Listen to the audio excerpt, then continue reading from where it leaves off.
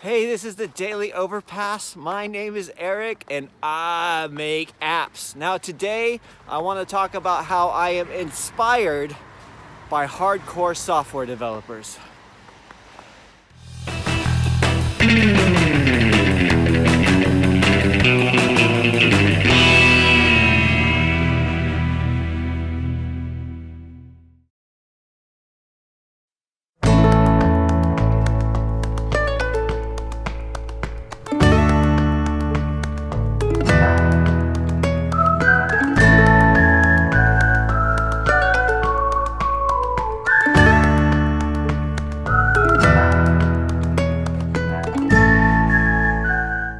Okay, so I don't usually stop in the middle of my runs, but in one of the comments last week, I said I would show a bit more of the snow, and right now it's Saturday morning. So yesterday I came clean about filming a few days in advance, right? So I wanted to show a little bit about the snow here. And it's funny because I closed the office early yesterday. So I left the office around 2 and I walked to work, right? And so me and the other person in the office, I closed it up and I walked into the town and all the shops were closed, all the cafes were closed, everything was closed.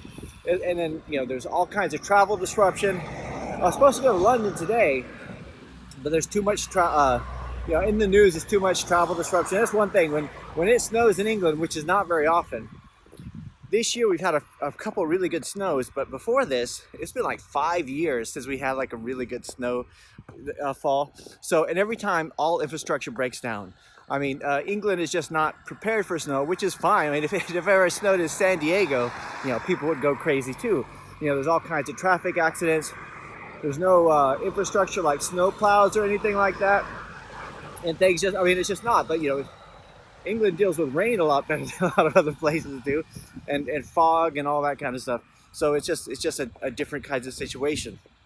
So I was thinking this morning, I was watching a few videos about military and soldiers and stuff like that, and I was thinking how much. So I'm out for a run. So let me tell you, I'm out for a 6-mile run. Part of it was watching these videos because the week before this week I ran. I did 4 6-mile runs, so 24 miles in the week, which I like running. Ever since I was in the Army, as at 18 years old, I've liked going out for a run. Once I got used to the breathing and everything like that, I hate swimming. I'm not a big fan of the gym. Hate push-ups, hate all the strength exercise, but I'm trying to get into that a little bit. But when I got out of the Army, it was strange because you got used to a certain work ethic. You got used to a certain way of life, kind of like someplace where it snows a lot, they get used to snow. They have all the infrastructure. They know how to deal with it. They know how to drive in it. They know how to dress appropriately. They have all the stuff.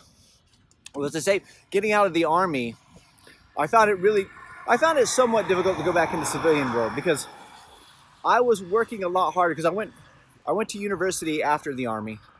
And I found myself working harder than most people did because I was usually working 2 or 3 part-time jobs. At one point, I was working 3 part-time jobs and going full-time to school. And you heard other people who were just going full-time to school, and they were like, complaining about how they had way too much to do, and their parents, they were 18. They were just, they were in the same mentality I was when I was 18. Just kind of lazy, generally lazy. But you get out of the Army. And you go through life and you start to realize that people have different backgrounds. Some people have really stressful jobs. When I was in investment banks, it was kind of the same. Everything was move, get this done, get this done, get this done. We're losing money. That's not the same for all the places I've worked, but for some of them, it was super stressful, and I really hated it. But the same thing goes for developers, right? I know that. In all these kind of situations, like, by the way, I was in the Army, but I was not infantry. I was not a ranger. I would love for you guys to think that I could kill a man with a fork, but dude, I couldn't. I could translate Chinese. I could analyze things really well. So I was not those. But every time I'd meet like a really hardcore soldier, like I went to a leadership school, primary leadership development school, which you have to go to become a sergeant, and I met like real infantry soldiers. So like everybody in the course, I was the only one from the MI battalion, and everyone else was from the 25th Infantry Division. So they were all infantry. There were, there were 11 Bravos, which were, soldiers, infantry, and there was, there was the mortar guys, or, I mean, they were really good. I mean, they were really good. It was always one of these situations where every time it was book related or everything with the classroom stuff, I was really good at, and everyone expected me to be really good at it. So I think it was a self-fulfilling prophecy. But when it got to anything that was in the field, God, I was ate up. We call it ate up. I was just like the slowest, but they would always help me out. Really, come on, let's go. Right? But you meet people who are really good at it, and they were like really into it. I mean, that was their life. They were, you knew the soldiers that just got by, and you knew the soldiers who were, they were hardcore. That's what we call it, hardcore. I hope that's what they still call them. It seems like they changed the names for everything. So these hardcore soldiers. As a developer, we know hardcore developers. We know people who are totally into the language. We know people who are, I've known guys, the people who've had the most profound effect on me are not the people who are like, I need to get a job, I need to do this. It was the people who, they were really into the technology. Like, they could talk about it day in and day out, where people have to tell them to shut up because they're making so much noise, right? And it's those kind of people who have the biggest effect on me.